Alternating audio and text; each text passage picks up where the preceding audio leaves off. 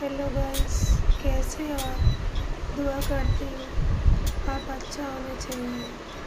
भाइयों बहनों, आप लोगों को थोड़ा मुझे प्यार चाहिए, आप लोगों का थोड़ा मुझे सपोर्ट चाहिए।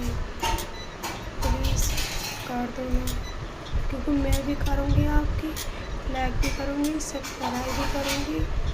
प्लीज़ कर दो ना।